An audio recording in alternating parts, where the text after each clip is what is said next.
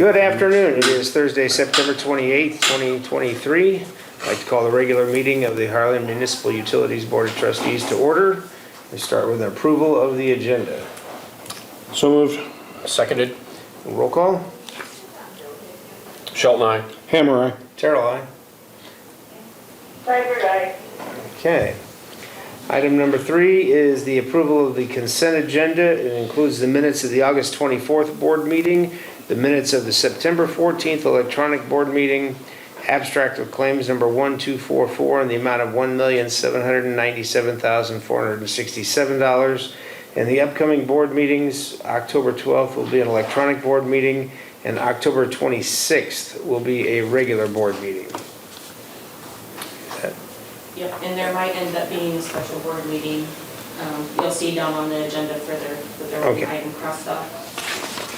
Okay, I'll make the motion to approve the consent agenda and items A, B, C, and D. Seconded. And roll call.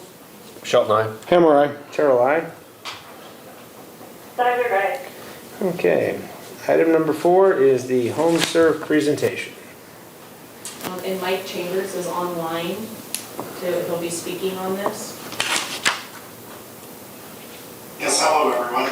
Mike Chambers. I appreciate you taking the time here to allow us tonight to tell you a little bit about our program. I'm going to go ahead and share my screen so we can share a presentation with you, if that's okay. All right, well, yeah, thank you very much. I'm Mike Chambers. I'm with HomeServe, and we administer the National League of Cities Service Line Program. And through our program, we work with utilities and cities all across the country to make our service line warranty products available for your residents. What I'd like to do is an overview of our program, how it can help your residents, and then answer any questions for you.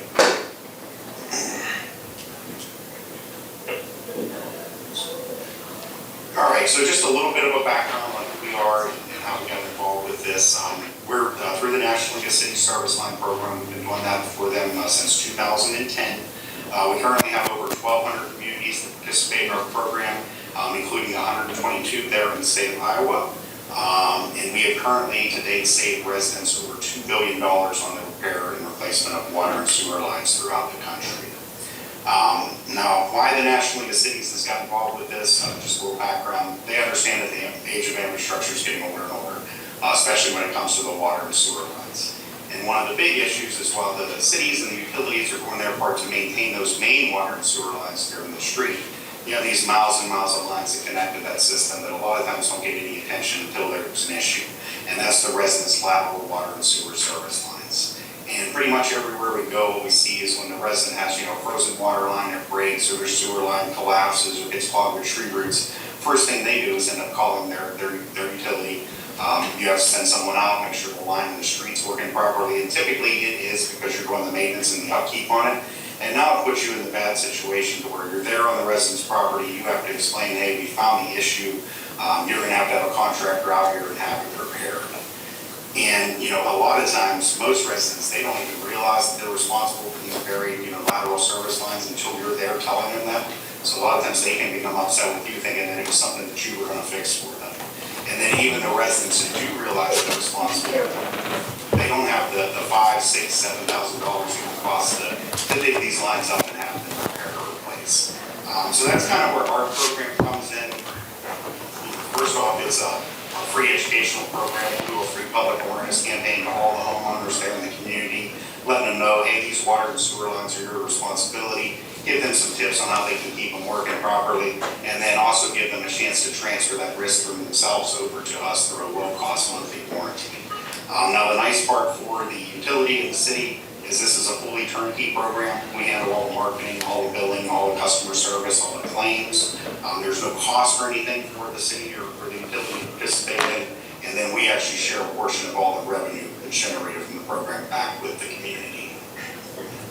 Now, the nice part for your residents is if you do decide to participate in this program, it's nothing that they're forced to take. It doesn't go on their bill or anything like that. It's simply just something that's available and optional for them to enroll in if they choose to protect themselves. Now, we will make 3 products available for them. We have 3 that's available. The first one's the external water line coverage. That will cover their water line from where it enters the home all the way to the curb stop or the shutoff. covers everything from leaking lines, broken lines, to local running lines, for installing those mainly construction for service. There's no deductible on this program for residents. There's also no service fees, and we don't do any pre-inspection, so everybody's eligible to enroll. The second product is the sewer line coverage, the external sewer line warranty, and that'll cover their whole sewer line from where it enters the home all the way to where it connects to the main. The nice part about this program is it'll cover everything from, simple cleanouts or flush down there, there's tree roots, all the way up to fully replacing that line, even repairing any kind of concrete, so say a sidewalk needs to be disturbed to get to that, or the street needs to be cut, all that's covered for your residents as well. And then once again, there's no deductible, no service fees or anything like that. And then the final product is actually in-home plumbing and drainage, which will cover all the water and sewer lines that are inside the home, as well as faucets, toilets, basically any issue that would occur water or sewer related would be covered for that. And then once again, all three of these programs have no deductible for your residents and no service fees. When your resident does have an issue, all they do is make one call to us. We have a 24-hour a day, 7-day-a-week US-based call center, and then we'll dispatch a local licensed repair. That's a big benefit of the program, as well as we only use contractors from there in your community to do the work. Basically that, not only just helps to keep the dollars that are locally in the community, but more importantly, we want to make sure that all the lines get fixed the way you want them to be, all the codes are met, permits are pulled, and all that sort of thing. And by using the local contractors, that kind of ensures that that's going to happen for you. Now, as for the way we make it available to the residents, we always get the question, are our residents going to get in the way with phone calls and anything like that? We never do any kind of telemarketing. All the education of the program is done through that direct mail educational mailer. Typically, we do that 2 to 3 times a year, depending on what the utility wants us to do. But the nice part about that is before we ever mail that letter out to the residents, we provide it to you. You have an opportunity to review the language that's in it, make sure that you're happy with everything, and then only once it's approved by you will we set a mail date and mail it out, because it will say, municipal utilities and nationally cities want to make you aware of this. So since we're using your name in the program, we'll never mail anything without your first prior approval. Now, as for the cost to residents, what that runs, so the water line coverage will run $5.75 per month. The sewer line coverage runs $7.75 per month, $7.75. And then the in-home plumbing and drainage runs $9.99 per month. And then, as I mentioned earlier, there's a portion of that comes back to the community. So 50 cents per month per product that's sold, we actually provide back to you. You can use those funds however you choose. Some of our partners have done some cool things where they'll set that money aside, and maybe there's a low-income family that needs help paying a water bill. There's a fund for that. Others will put it back into an infrastructure project. About 80% of our partners take those funds. 20% decide that they don't want them. If you don't want the funds, we just discount that cost to your residents by 50 cents. So it'd be $5.25, $7.25, $9.49, and so on. Now, as I said earlier, we have over 1,200 partners across the country. There are 122 there in the state of Iowa. Iowa is the state that has the most participants anywhere in the country. So a lot of the communities have taken advantage. I'll make sure that I share this presentation with you so you can look through, anybody that's around you that's using us, but we do have a lot of people that do take advantage of it. And then this is just a case study on one of our partners there in Iowa. So Des Moines Water Works has been a partner for us since 2012. They currently have 48,000 households that are inside their footprint there. 36,000 of their customers participate in our program. And since the inception of the program in 2012, we fixed over 4,200 lines there, saving their residents over $7.3 million. So it's a lot of money that ended up saving the residents, went back into the local economy by paying that to the local contractors, and really, really helped everybody out. So, and we have those same kind of numbers all throughout the state. So yeah, that's kind of the overview of the program. I'd like to answer any questions if you have any.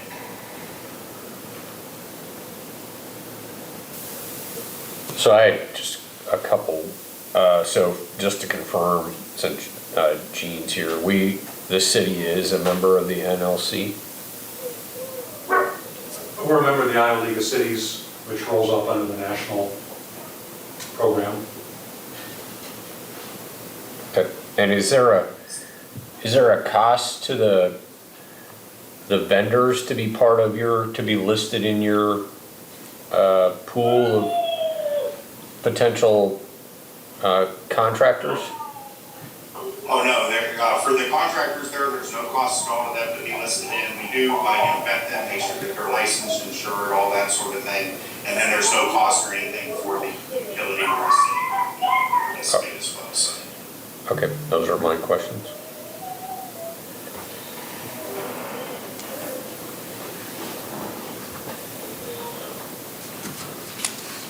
And that's just something, I guess, I think all they're looking for, Gene, at one point, I think the city's moving forward with it on the sewer side, or, with the sewer.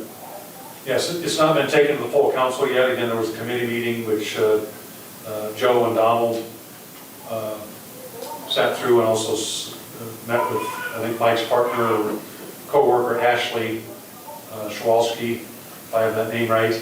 And, but there is interest in, on the sanitary sewer, which again is under the city management, to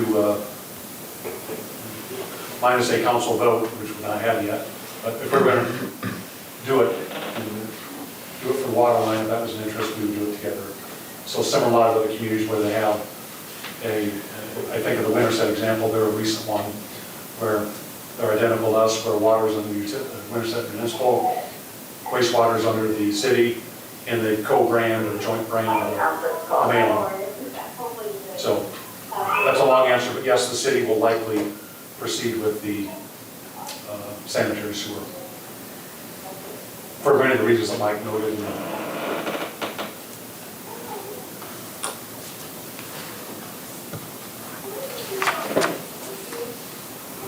Yeah, so I don't know if you guys have any, I mean, I don't think it's anything we need to, I guess I'm not sure, it's an insurance program, it makes sense for certain people that would want to do it. I'm not sure where we come into play on this, that's the thing. What's preventing you from just mailing it out and doing this? How is it that we, because as soon as we approve it, we're more or less endorsing your product, which I'm not as comfortable with as I am saying, well, I don't care if you sell it to people, but I'm not necessarily excited about endorsing it. So what's preventing you from doing without our approval?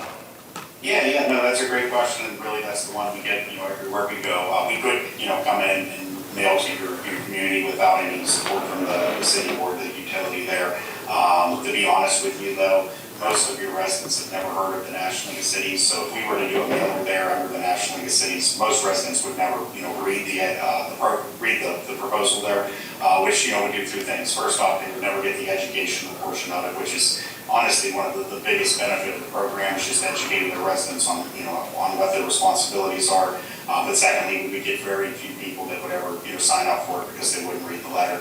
So in that instance, we would have to, either raise our costs up, which that would even get less people to enroll. So what you see other, companies, I don't think there's any in Iowa, but others throughout the country that will do is they lower the coverage. They might not cover a full replacement of the sewer line, or they might not pay for the street to be repaired. And then you get kind of a substandard product. And we don't want to offer anything to your residents unless we're covering everything fully for them, because we know there's going to be issues when they, go to file a claim, and if there's something that's not covered that they thought was covered, that's when you have the bad experience for residents. So by working with the utility, we kind of make sure that we're covering everything your residents are responsible for. We work with you on your codes there to tailor our product to your community, and then we will get a higher participation, which allows us to offer the best coverage at the lowest possible cost. Okay.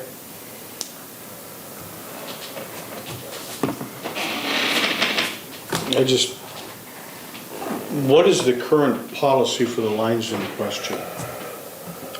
right now, if it's not a meter pit, the property owner owns all the way out to the main. Or no, I mean, HMU maintains everything, but there are 5%, I think, of our services 5%. where we do have a meter pit, and then we would own then, or the property owner then would be taking over from the meter pit to the home. That would be theirs in that situation. But right now, HMU has the whole service line. If there isn't a meter pit outside of the house, we would own all the way into the meter in the basement. or own or maintain. So this really wouldn't apply to 95% of our customers? Correct, at this point. The only thing is down the road, I mean, anything we replace or anything new, we are going to the meter pit and then turning, How close are those meter pits typically to the, Set the property line. oh, it's at the property Property line? line. Yes.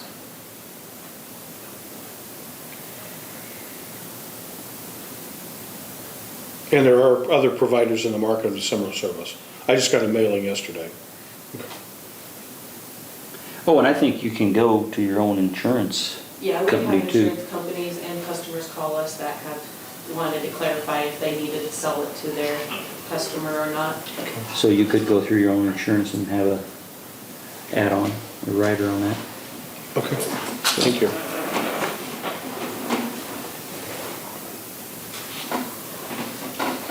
I don't think it requires any board action, does it? It was just informational, it's listed as possible board action. Well, I mean, I think the concept here is if we signed off on it, but I'm not entirely comfortable Doing it? signing off on it when, I mean, the sewer part I get. I mean, the sewer is, Gene, could you tell us, where does the homeowner's responsibility on the sewer start? At the street, correct? At the main, which in most cases, again, is in the street or just in the right of way there. So the exposure is significant. And the primary reason, a key reason is many homeowners and property owners go, it's out of sight, out of mind, yet when something goes bad, that's when it's like, what do you mean the city or, you don't cover this? So we think there's a tremendous value for customer education and citizen education, and these are the leaders in the market, and it's customer choice, citizens can choose, but at least they're more educated, and it happens a lot on the sanitary sewer side. And again, aging infrastructure, a lot of old clay tile lines, we've had so much rain and moisture the last number of years, tongue in cheek, yet with roads getting in sanitary sewer lines, we dealt with one of a couple frustrated citizens, and it's like, oh, I never knew that was mine. So that's some of the background as to the desire and interest for the sanitary sewer side. So is home serve functioning by us, whether we're endorsing them or just giving them access, are they serving as an education component to help us, the community, and that's why they're unique from other home insurance or home utility insurance providers out there? What is it? So I think that's directed to Mike, but Yeah. Yeah, that's correct. Yeah, we are the only one that works with the cities and utilities around to kind of craft the letter to their specifications. A lot of other people will just mail a letter and try to sell their product.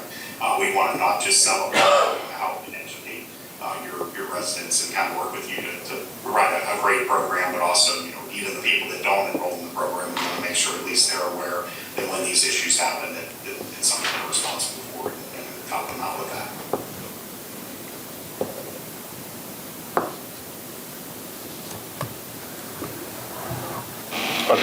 Yeah, I don't have any questions. I don't know what else we're supposed to do with this. yeah. I mean, we just move on. Like I said, it was just for information only. Joe, when you were engineering for multiple water groups, did you know any of the cities or work with any of the cities that were on his list of customers that? I'd have to go back and look. I'm not familiar with any that, at that point, I mean, that we work with. I was looking for our usual circle of locals and I didn't see any of them on there, so I wondered if we. Manning's on there. Manning is on there? Manning. Manning's Yeah. on there. Okay. And we hadn't done any work for them, I guess, so no, I wasn't ever familiar with. And like I said, I've heard of the home serve, I think, just through advertisement. Knew they were kind of out there. I would offer that, along that line, that was a question that came up to our committee meeting and talking with Ashley as well. And because of that, I've reached out to a number of the cities on that list and peers of mine, and the only caution or detraction they had was initially, it does create some more inquiries and calls either to the utility or to the city, even though all over the material it says to contact HomeServe. But other than initially having more calls and inquiries as to, you know, what is this again, and is this legit, and essentially what those, you know, city halls do, or your customer service, and then just redirect back to HomeServe. The flip side of that is, I guess it creates more citizen engagement and another touch point. And depending on how you want to manage that communication, it can be seen as a positive or a nuisance, but I could offer that it would be more of a positive if handled appropriately.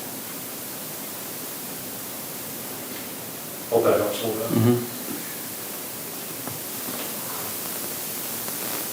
No other addition, move on next item, Melissa? Okay, I don't know that we're in a position to say approve or disapprove at this point, but it does raise some things to think about. Sure. It's interesting that so few of our water customers have an application for it. We are one of the very few towns left that maintains all the way into including the home. Yeah. And that's going away, but it's gonna Correct. take you years to Oh, eliminate yeah, that, long so. time. Okay. I would hate to see somebody not understand and take out and pay for coverage that was absolutely useless to them. So, And we would work with you on that. I don't know how detailed your records are on that, but we would only mail to who you wanted us to mail to. So if you knew who had meter pits, that's who we would send the letters out to. We wouldn't want to mail to somebody that wasn't eligible.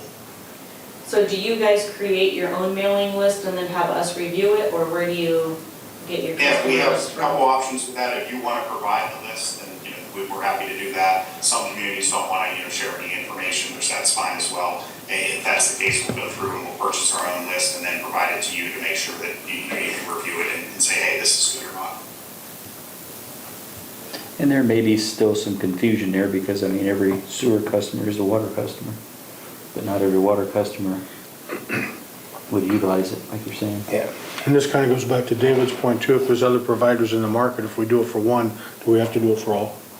Well, and that's especially when somebody said that our local, your regular home insurance can provide this. Yeah, well, one of our board members that isn't here, she actually had heard about this home serve program, called her insurance agent and got the same coverage. Well, she says it's the same coverage. And then we have had other agents call down here and ask us, hey, does your customer need would they benefit from this or not? Especially on the water line side. Which seems like the vast Yeah, majority of our right. customers And we've would had customers not. ask us too, well, my insurance agent's trying to sell me this, do I need it? And we're like, no, we cover everything for you. So you don't need it on the water side. Okay. And we have already had a couple customers call us about this home serve Yeah. program because they must have heard about it from the city meetings or something like that. Any other questions for today?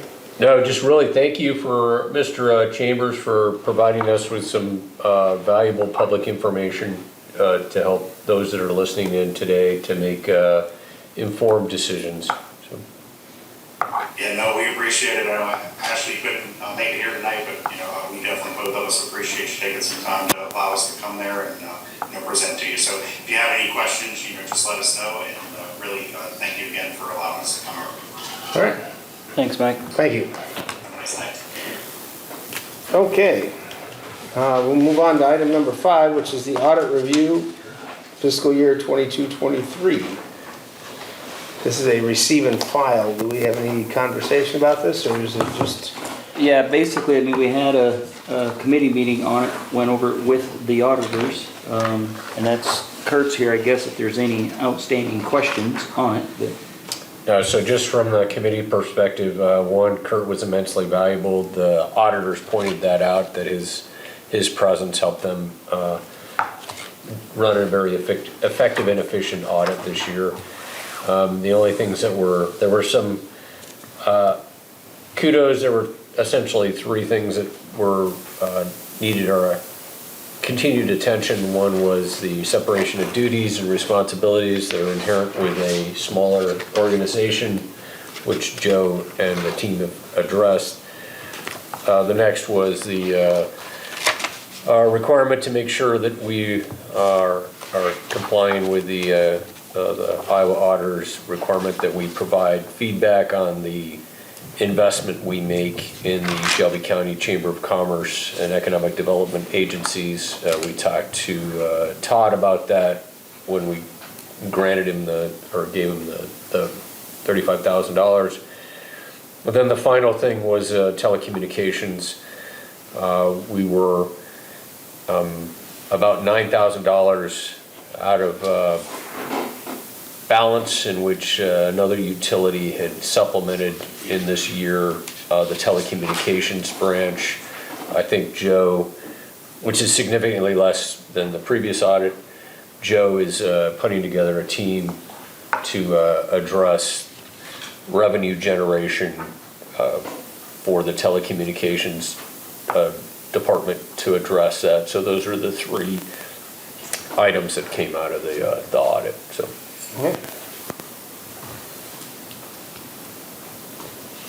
We don't need board action on that? No, you just Okay. received and file it, yeah. Very good. I'll make the motion to receive and file. Second that motion. Roll call. Sheldon, aye. Hammer, aye. Carol, aye. No, All right. Item number 6, not to exceed $2.644 million water revenue capital loan notes. A resolution fixing a date for the meeting on the proposition to authorize a loan agreement and the issuance of notes to evidence the obligations of the city thereunder. Yeah, basically, this is that, as the project progressed, some scope changes from the original funding amount and availability of materials. Project came in higher than expected. We were going to turn around initially and fund that internally through the electric department. Because USDA said that we wouldn't be eligible for any additional funding.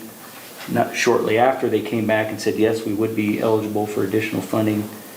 So we are instead getting the money through additional USDA loan at 2.125%, which is much better than the 4.34% that we were going to purchase or borrow from the electric department. So this is basically just accepting and moving forward. The interim loan portion of that, though, we're adding that to the same 3 local banks are going to take over the interim financing for this additional 2.644. The percent on that, the original 5 million was at 4.34%. This additional funding on the interim loan is going to be 5.34%, about a percentage higher based on CDs and everything are going up. Good thing about this will be the last money in during construction. So we probably wouldn't be drawn on that towards the tail end of the project, which means we shouldn't have a lot of interest accruement on this portion at that percent, a percent higher on the interest. Be the last money in, and then we roll it over into the USDA funding permanent loan.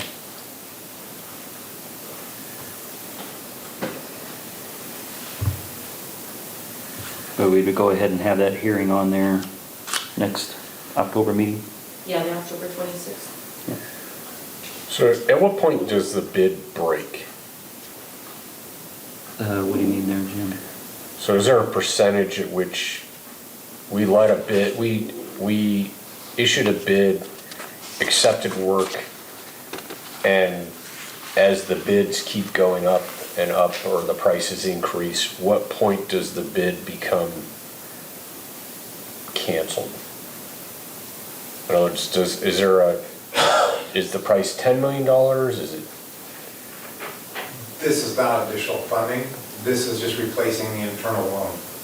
So it's not, we're not asking for 2.6 million. Oh, I see, okay. Yes. Instead Yeah, of doing an it's- inter-utility loan, Yep. we're getting the funding through the USDA like we originally wanted to at the Okay, 4% got it. rate. So it's not increasing that. The project amount, yes. Okay, got it. All right. It's just that, this is just to cover that Just better additional way- higher better bid, rate. higher bid number. We'd already approved that, this is just a better way to finance. Okay. Correct. Yep, that makes, right. Yep, got it. All right, I would entertain a motion to set this is to set the date for the hearing, is that what the? Correct, resolution. That's what you need the fixing motion on. date. Let's- Do you want to make it, or you want me to? Yeah, make a motion to set the date for this, water revenue capital loan revision. I'll second that. Roll call? Sheldon, aye. Hammer, aye. Terrell, aye. Cyber guy. Okay. Item number 7, revised change order number 1 for the raw water system improvements, section 1 through 4, with a credit of $187,750. So this was in our last month that we approved contingent on USDA approving. USDA just, they wanted some revisions, wanted more detail on the change order. Didn't basically affect the scope or as far as what was in that change order. The credit amount did change. They did have a typo in that credit amount is changed slightly from about $460 less. Because I think in that original change order we had last month, they were projecting a credit of $188,210. The actual numbers are the $187,750. So like I said, it's still a credit, so at least we're going in the correct direction. You need a motion to accept this change order? Correct. Okay. I'll make a motion to accept change order. I'll second that motion. Roll call? Sheldon, aye. Hammer, aye. Terrell, aye. Cyber guy. All right, item number 8 is the raw water system improvement, sections 1 through 4, change order number 2, with a net change of the contract price of $12,500. So this is a plus change order, in addition to the overall contract price. This, and I think maybe we hinted on it last meeting too, it's a change in the material type of the pipe for the cleanouts that come out of the ground where we can insert the pig to clean the lines.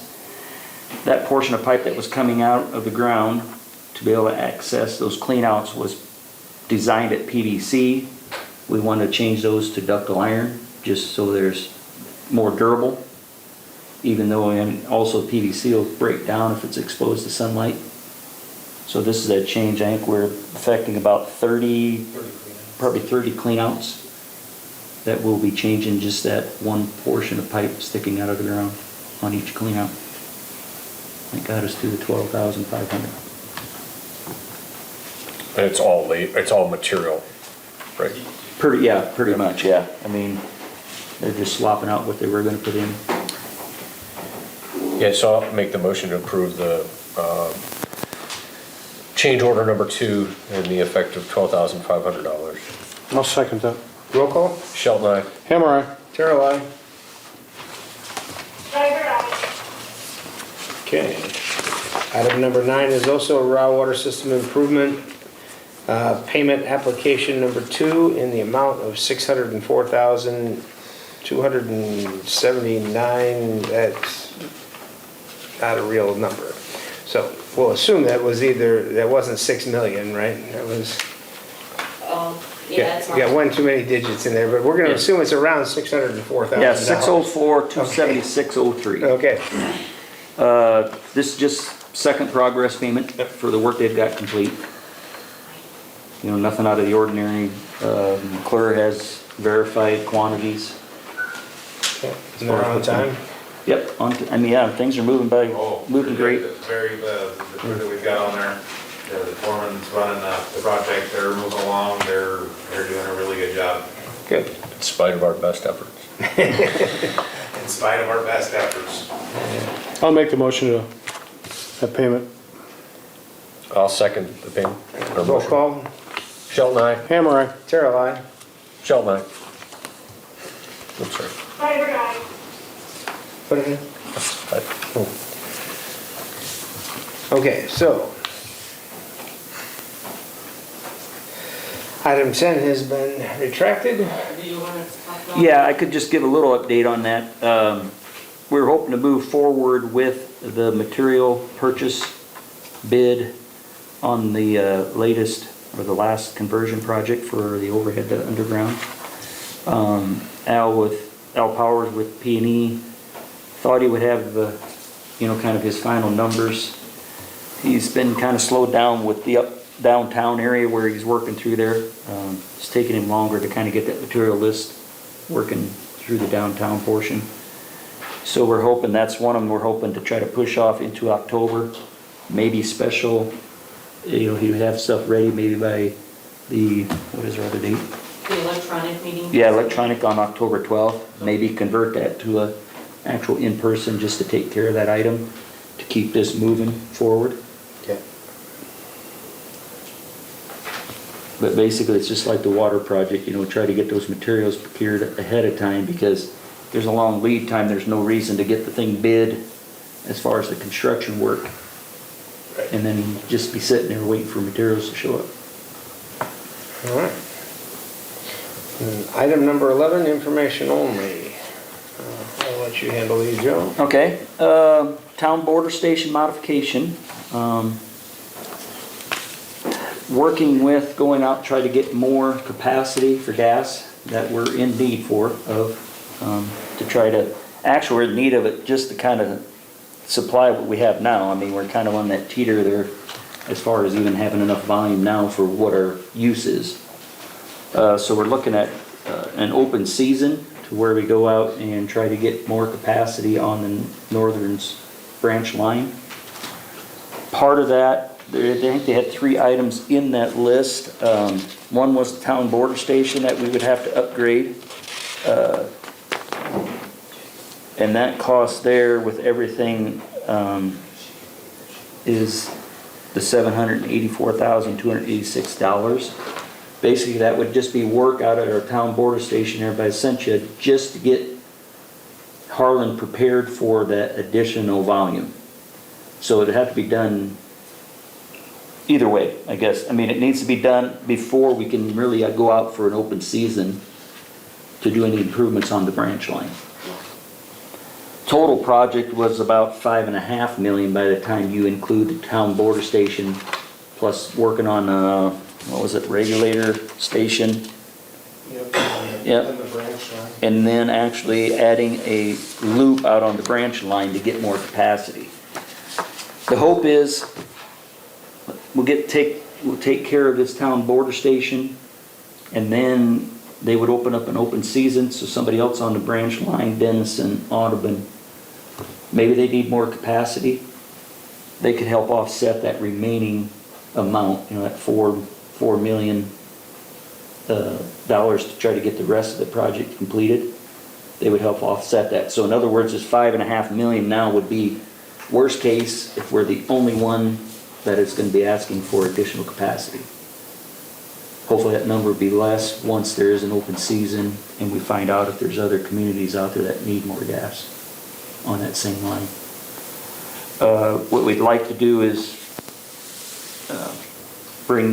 get a committee meeting put together to discuss this, and then come back at the one of those October meetings, which we maybe could do that along with that special meeting to get the approval to move ahead at least with this portion of the project. So by doing this, is there an expected increase in sales or revenue, or where are we doing this? Do we know we have a demand? Yeah, according to Clayton, they're helping us with those peaks that we would usually get penalties on. And they're helping us by, I guess the way Bill put it, Waukee right now is one of they're really growing. They got excess capacity. But probably 2 to 3 years down the road, they're building enough homes, they're going to use up their additional capacity. They won't be able to move that capacity for our use, our usage. So they're saying we should start to process going as far as getting ready to purchase additional capacity, so we have it in place within 2-3 years. Does that make sense? It does, but I think it's just the same kind of argument we've had with the water. Like when we go into water conservation, we lose revenue, right? So are we, as a business, by us increasing our throughput capacity, do we know on the other end, we'll have the demand to pay for or that throughput that we've increased, right?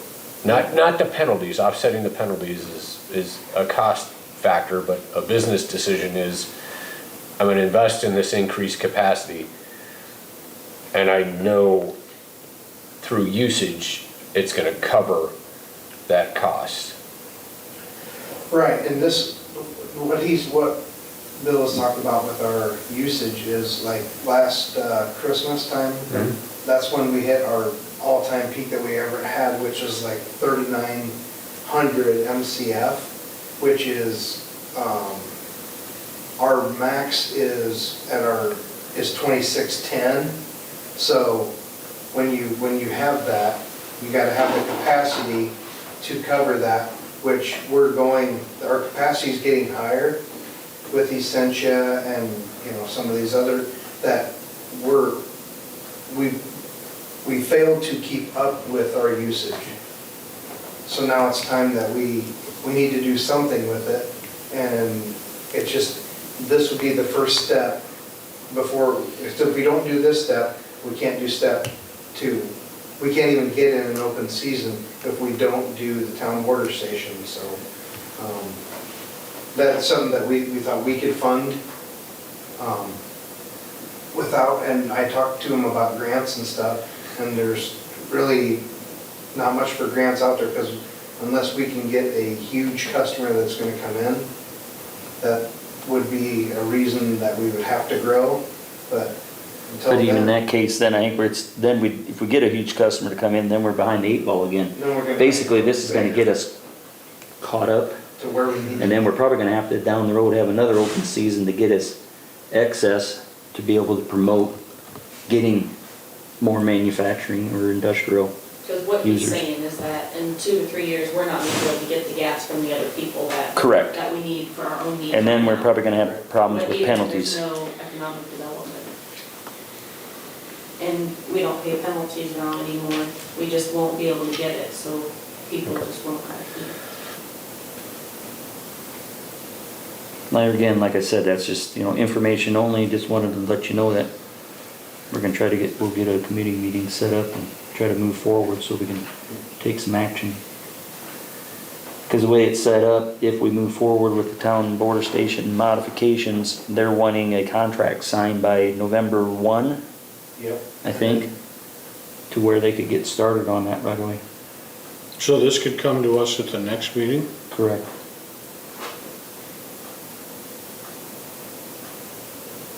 Because if we want it done before November 1st of next year, of 2024, we have to sign the contract before November, or by November 1st of 2023. Because they're about a year behind on all their stuff. This is a lengthy process, isn't it? Well, they thought, they didn't really say how long, but they would have a temporary trailer that they would be feeding into to continue to feed Harlan, and the whole station would be shut down out there. So, because all the piping has to be changed. New the heater. has to be changed, metering, everything has to be changed. So it's a big project out there, and it's just, sooner or later, we're gonna have to do it in the prices that they gave us there. Because I think they talked about doing this, Joe, wasn't it 5 years ago? And the price was considerably less than what it is now, but it, we didn't do it back then. Mhm. And so it's raising, what did we say, 18%? Oh, yeah, at least, yeah. 18 or 19% a year, the price is going up. Mhm. In 2019, it was 3.8. Yep.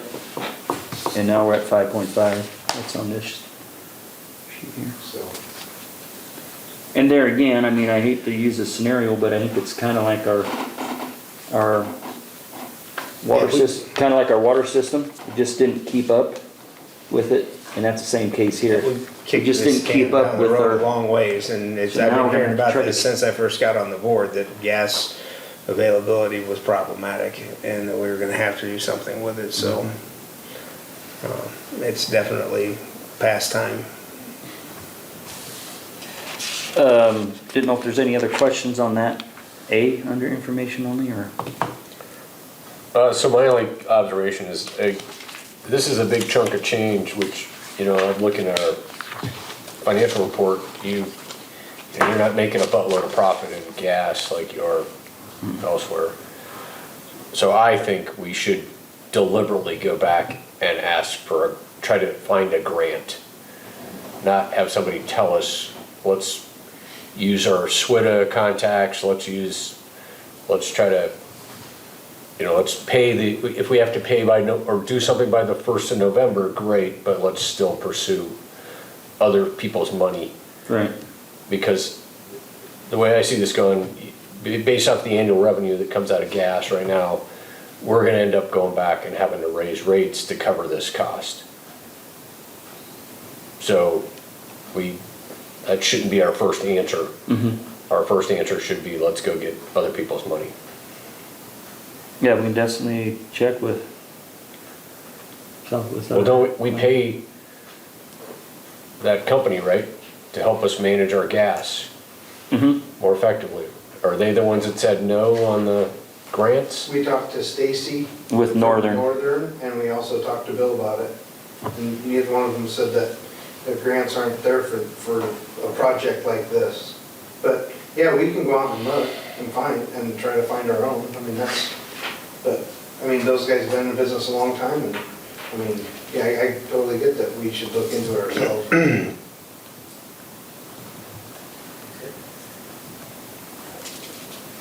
I have other questions, but I think I can wait till committee. Okay. All right. So, treasurer's report for August was your other item on that? Yeah, and I know you got a copy in there, what Kurt put together. I guess I don't know if there was any, I think that's just kind of information only, like you say. Guess if there's any questions that jump out on that from you.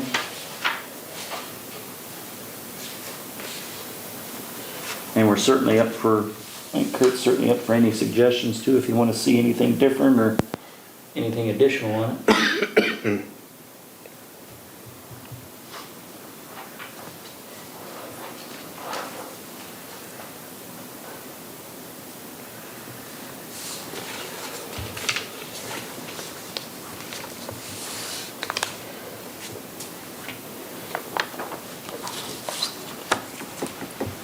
Any questions? Good board, good brief. Yeah. Okay, well, CEO's report. All right. Few items. Raw water project, like we talked, is progressing well. Electrical subcontractor arrived on site this week, just trying to do some preliminary stuff with the existing wells, what they can do. Getting some of the boxes mounted inside. Well subcontractor is scheduled to be on site October 2nd, which is what, Tuesday? Monday. Correct? Yeah.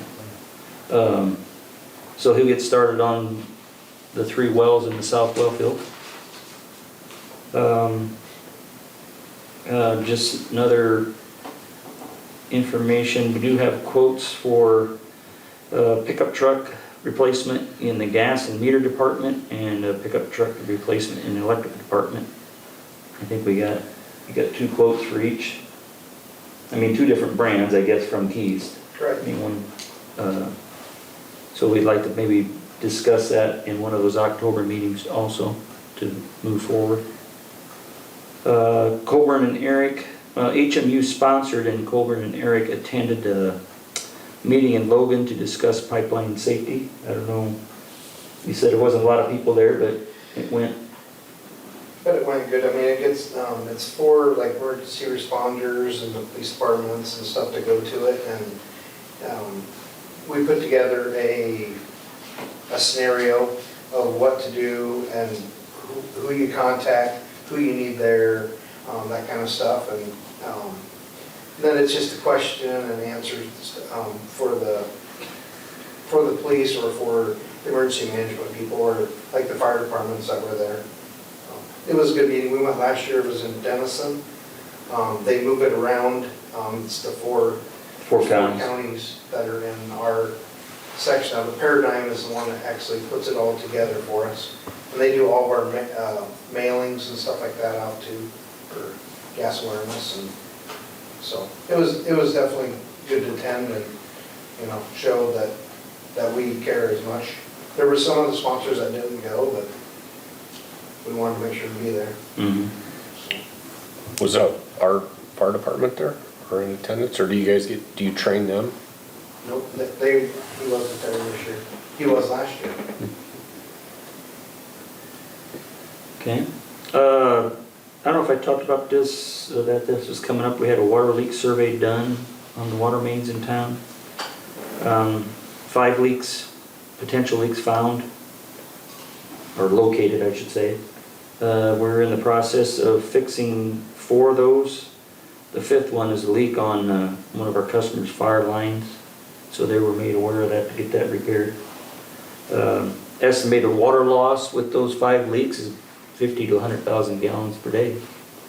So if we get those repaired, that's going to help us on that end too. So that's something we do every year. Every single year. 4 out of the 5 are repaired. Yeah. 3 out of the 5, the next one will get repaired tomorrow, and then the customer with the fire line has been given a certain amount of time to have their leak repaired.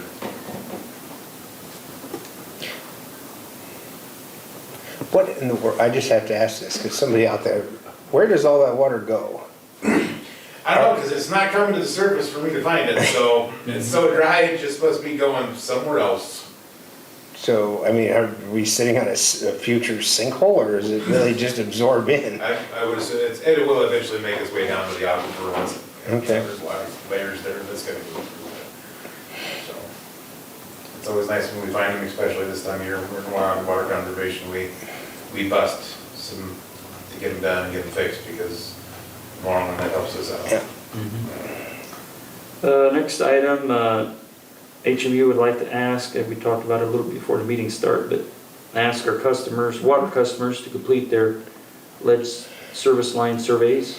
And as we talked, go to the HMU website under public notices for that information. Like I said, that'll just save us time for having to send our employees out house to house to try to complete those. Yep, they can also find the QR code on our Facebook page and Okay. If you noticed, our employees, I think everybody starting Monday were wearing their new clothing.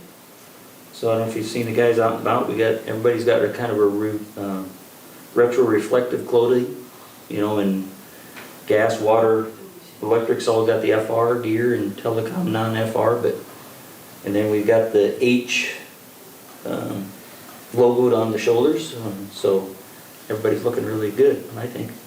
So Looks awesome. it does. Last thing I had, we had 2 September anniversaries. Jim Gedwell, 10 years, and Trevor Harrison, 3 years. So, that's all I have. Any questions for me? Anything for anyone? Gene? Just remind everyone in the community as well as Shelby County with the EMS meetings that are taking place. We'll be next Thursday in Harlan. And again, this is about the November 7th vote to determine, very similar to fire and law enforcement, as do our citizens, not only in Harlan, but Shelby County, want to deem ambulance EMS service essential, which would then allow to be taxable appropriately. So a lot of informational meetings out there, and the one tonight is in Elkhorn, next Tuesday in Defiance, and next Thursday in Harlan.